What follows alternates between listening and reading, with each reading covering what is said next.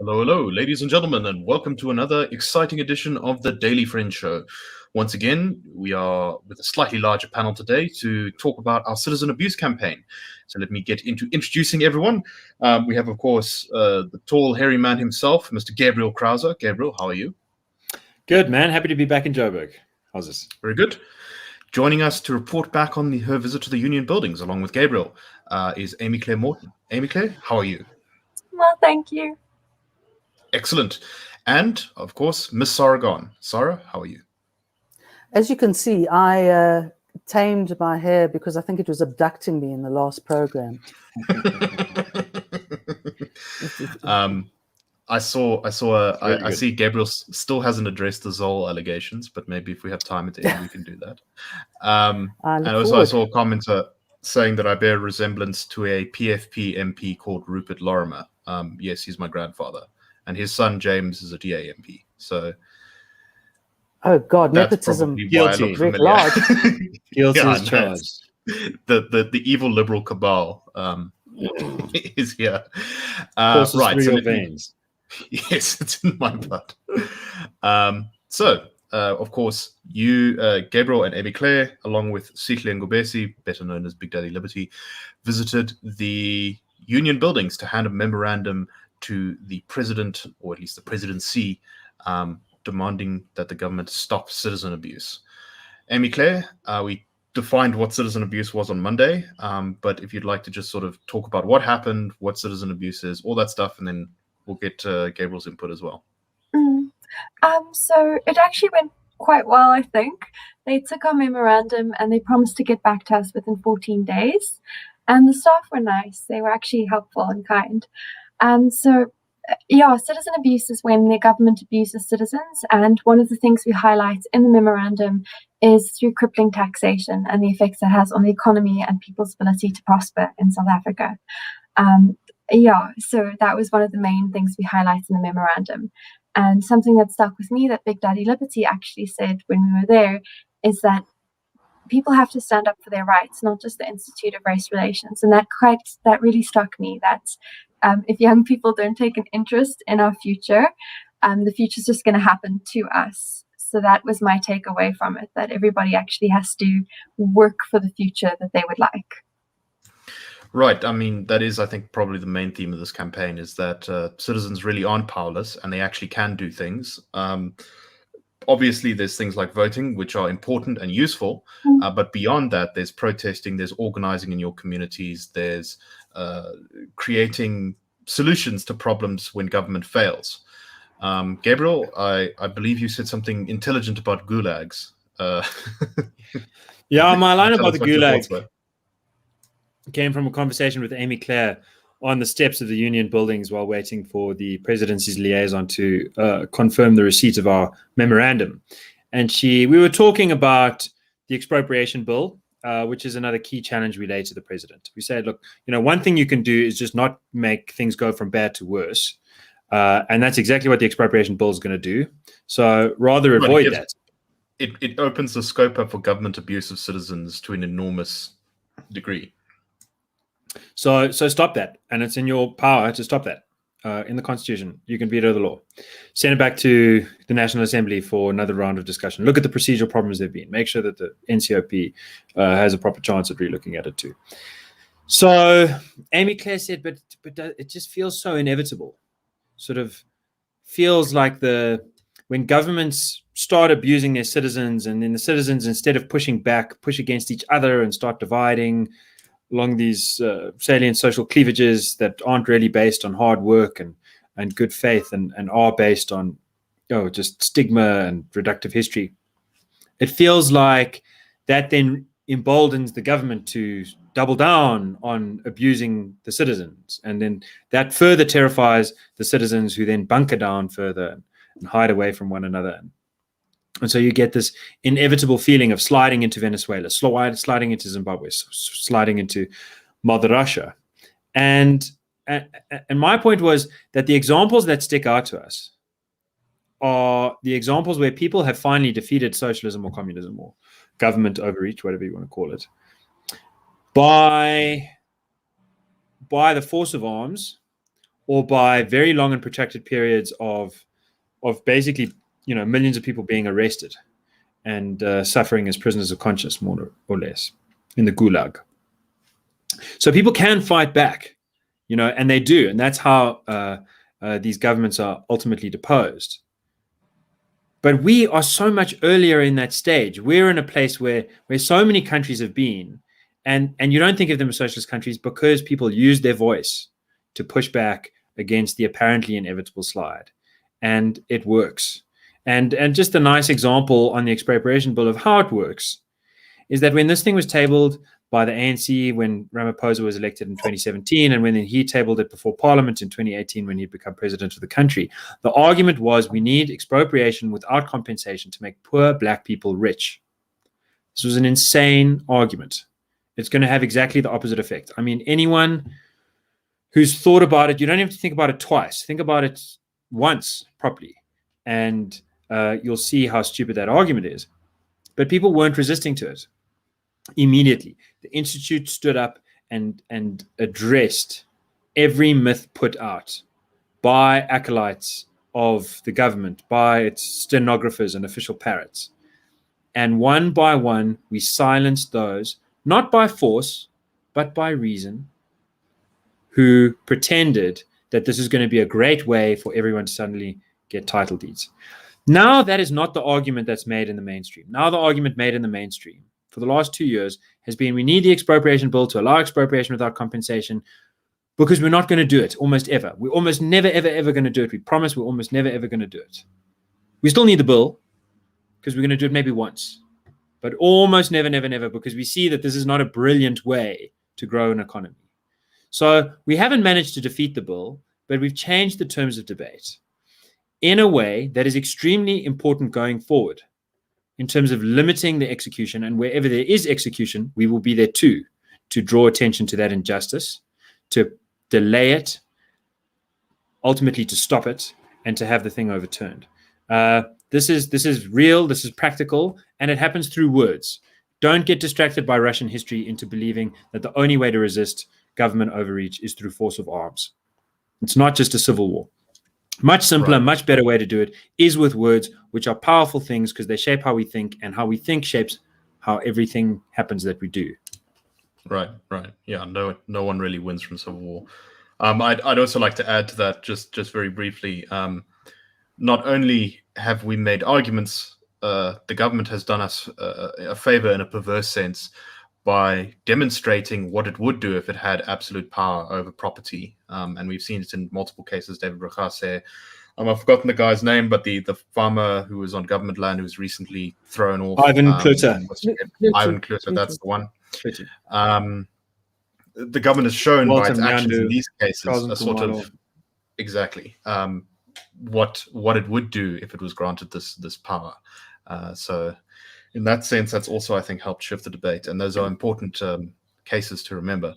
Sara, your thoughts on this? Yeah, I think Frans made a very salient point.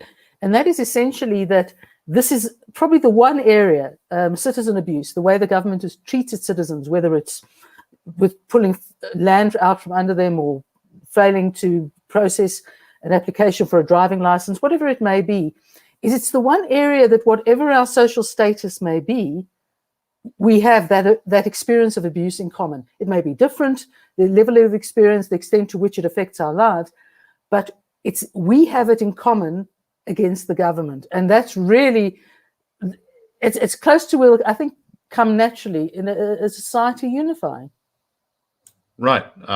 All South Africans know what it means to be abused by the government and be a victim of crime. And that does really unite us in a strange way.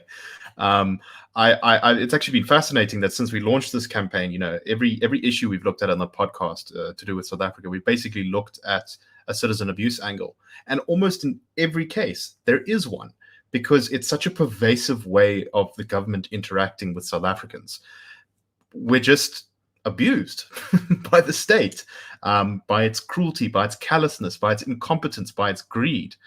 It's a sort of never-ending story about South Africa. It's in almost every single news article. But All right. but South Yeah. Africans that was another thing in the memorandum itself, is that it highlights that we really aren't powerless because of the fact that the government actually needs our taxes to keep going. And one of the examples in that was that as municipalities have to circumvent the government and start taking care of their own needs because they're not being met by municipalities, the government loses power in that sense too. So that was also a very important part of it, is that South Africans are not actually powerless. And we're used to being abused, but it doesn't mean there's nothing we can do about it. Right. It's time to change that power dynamic, because otherwise one does get the slide into darker places. And you have Vili Shabalala. He was the vice chair of the Water Heroes. And you literally had a situation there where he said that the infrastructure in their town was theirs, not the municipalities or the government. So people are getting to a stage where they kind of, have had enough. Right. No, him and Beatrice, who's a friend of Gabriel's, did amazing work in fixing Harry Smith's water. You should look that up if you don't know the story. The Harry Smith Water Heroes, I think, is if you search that on YouTube, you'll probably find a story about it. It's, I think the BBC did a report on them, which was pretty good. It's a great story of in Carplanche as well. It's a great story of South Africans coming together to fix, problems caused by the greedy, malevolent vampire state. Before we move on from this topic, does anyone have any final thoughts they'd like to add? No? I see. We've said all that can be said. All right. Now, before we move on, unfortunately, no, Nick, you went a bit stuttery. Oh, sorry. So I think our lack of immediate response to that was a result of a small glitch in the streamline. I think do you have any final thoughts, Gabriel? Yeah, our final thought is just that this is an Institute of Race Relations campaign, but it's also much bigger than that. We feel like we're tapping into a vein that everyone already understands. You hardly need to explain to anyone how they're being abused by the government. Now and then, there are people who don't quite understand how deficits. One of the key points is that the government deficit, how much money it's borrowing, it's just unlike anything we've seen outside of 2 world wars and the collapse of apartheid. And sometimes you need to just look a little bit through the details to understand how that's putting your savings at risk, how that's putting inflation on the table, printing money basically as a way for the government to get around it. So people don't always immediately see that connection between government action and the abuse of their own hard work and good faith. But for the most part, people do understand this. And I think, one of the exciting things about this campaign is that it really shouldn't just be coming from the IRR. People need to be investing their energy to stop this abuse, to stand up to the government and stop this abuse in every which way. And the Harry Smith Water Heroes are a nice concrete example of how that can be done in rural areas. But in cities, there are also very important developments where people live in communities, and it starts up with that WhatsApp group of your suburb or something set up by your councillor.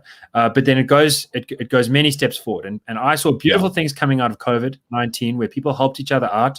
They helped those in need. They where the government wasn't addressing needs, people stepped in to do that themselves. And I see a potential missed opportunity to keep up that good work. Now that we feel like the plague is over, our communities are no longer necessary. They're very, very necessary to stop citizen abuse. Exactly right.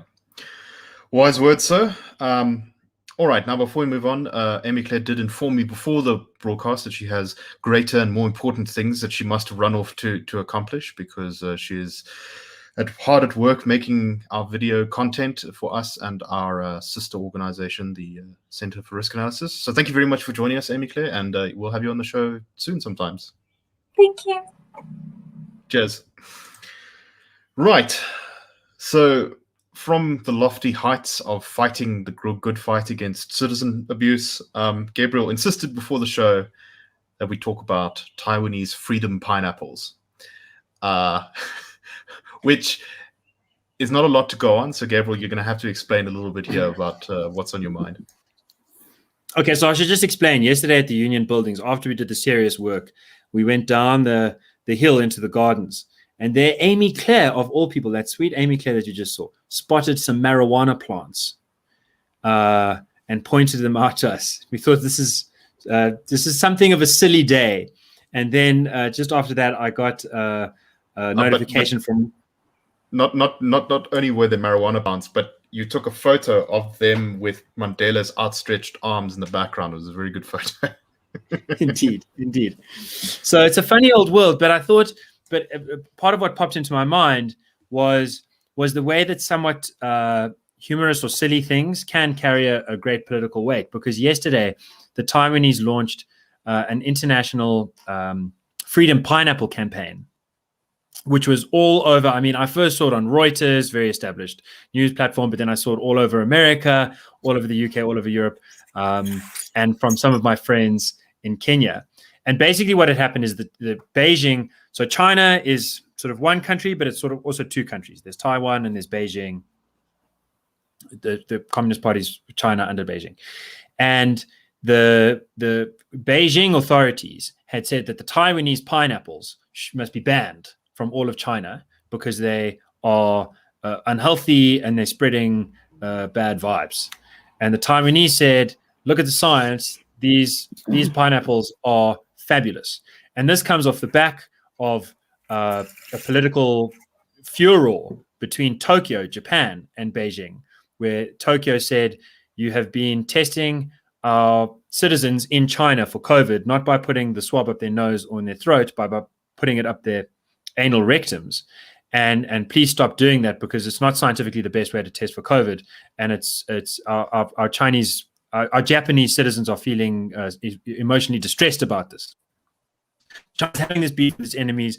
It cancels Taiwanese pineapples, and the Taiwanese say, okay, fine, we will just sell to ourselves and to the rest of the world and encourage everyone to buy a Taiwanese pineapple, because if you can buy a Taiwanese pineapple right now, you're kind of putting your thumb in the eye of Beijing, which has irrationally banned our pineapples. And so there's been lots of ordinary Taiwanese people and people throughout East Asia and some in Russia who've been buying pineapples and enjoying them. And I bought a pineapple myself, although it wasn't Taiwanese. It had the delicious taste of freedom. Sara, are you now inspired to purchase Taiwanese freedom pineapples? I am indeed, and that's quite a thing, given the fact that I really don't like pineapples very much. But it sounds like the sort of thing it's perfect to do for an online campaign. Is you buy a pineapple, you take a photograph of you and the pineapple, and you put it on Twitter or Instagram or wherever it is, and the message gets out, which is actually sort of an interesting aspect, that there's almost like an irony in the fact that the Chinese may be put a little bit on the back foot by a technology they've been responsible in making, if not inventing. And it also sort of goes to mind the situation in Myanmar, which is in the same part of the world, where you've had ongoing protests, despite the fact that the army in Myanmar has increasingly fired at and killed protesters. And they killed 38 people yesterday, I think. People yesterday, I think it was. And it's likely to carry on because it's very much a military state, but it's part of the same thing that when you're conducting protest, which includes the use of social media, things, even if they don't resolve in this protest, the regimes have more to fear, because less of what they do can be done behind cameras, because we all have cell phones. We can all take photographs, and that, of course, was what is essential to the Arab Spring, even though it went off better in some areas than in others. So, hashtag pineapple freedom, absolutely. I think for my part, I think Taiwan is one of the world's most important countries now, because the one of the arguments the Communist Chinese Party makes for their restrictions of freedom in China is they sort of make an almost racist argument, I would call, or at least a culturalist argument. They say, look, China is not like the West. Democracy, it doesn't work here. It's not suitable for our people. What we have is a system that suits the Chinese character best. And Taiwan is a nasty sore in that ointment there, because it's ethnically majority Chinese. It was part of China for a very long time. It is China. In fact, it still calls itself the Republic of China officially. And so its success, because it is a very successful country and it is also a free country, shows that Chinese people are more than capable of running successful, powerful, wealthy economies and countries very well, without the need for authoritarian nanny stating like goes on in China all the time with their social credit systems, etc. So supporting Taiwan, I think, is a very good way to support the ideology of liberty, freedom, and all that good stuff. Gabriel, any final thoughts before we close off? Pineapples are also very tasty. Sara's wrong. They are actually very. I'm joking. We'll leave the culinary debates for the comments. Right. Let us move on now to the US, where the very famous children's author, Dr. Seuss, who passed away, I think, quite a few years ago, 1991. His real name is Theodore Geisel, something like that. Geisel, anyway, yeah. Geisel. Very prolific author, wrote an enormous number of children's books, which are extremely popular around the world, most notably things like Green Eggs and Ham and The Cat in the Hat.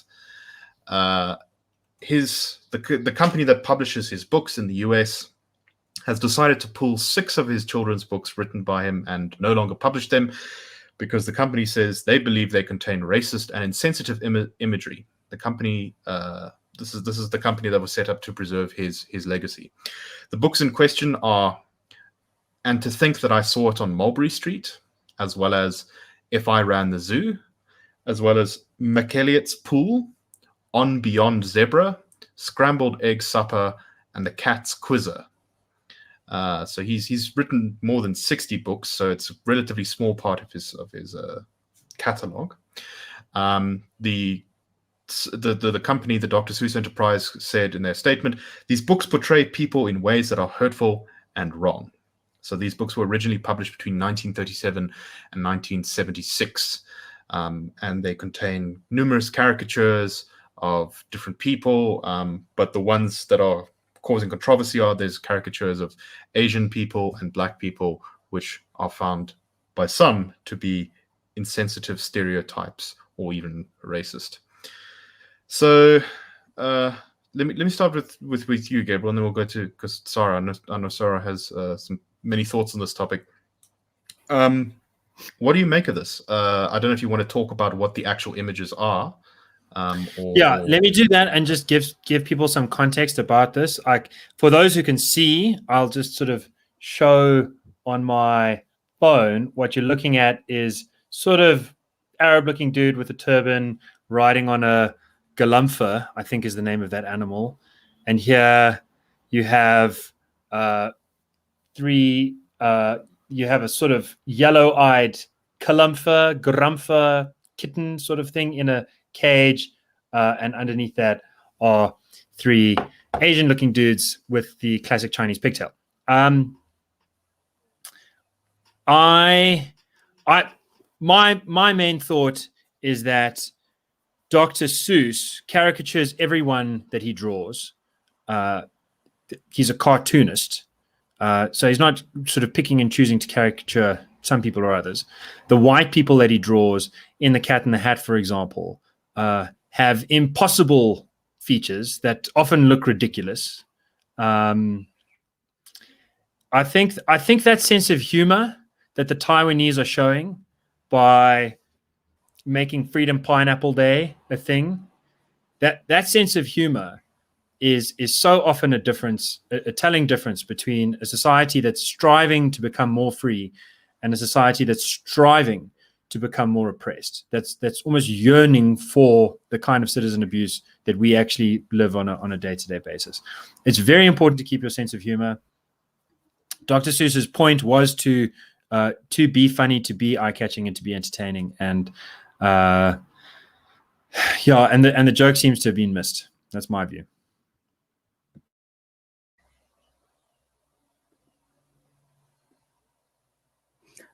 Sorry, Nick, I was muted. That's the first time I've made that mistake. That's you. Yeah. Sorry, your thoughts on this? Well, perhaps it's the headline that I've seen that I like the most about it was from the New York Post, which says, "The cat in the hat says don't cancel that." And, you know, certainly, look, I don't think anyone would draw the same cartoons now and use that imagery. But, you know, everything that you deal with in the sort of sensitivity Olympics, these drawings were done from the 30s to 1950. Those are the 6 books that are being withdrawn, and Sara, it's really I think yeah. your connection has gone a bit funny, or perhaps it's mine. Gabriel, do I sound all right? No, I think it may be me. Sorry, Sara. Continue. No, that's fine. Can you hear? I think it's like everything that we would challenge the woke about, and that is the fact is context and time. So you can't attribute now to what happened.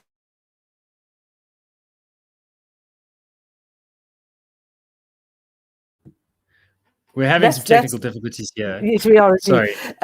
So you can't attribute to 60, 70 years ago what you do, what happens now.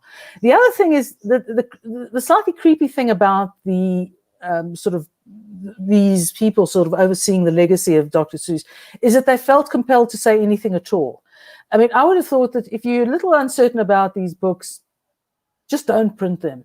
Wait and see, wait and see if you actually get a complaint. Well, they might have got a complaint, but it's virtue signaling to show that there are these 6 books that were written anywhere from 60 to 90 years ago, and you're not doing it because other people may be hurt. First, that's actually quite insulting, is to make assumptions that other people would be hurt. It doesn't take into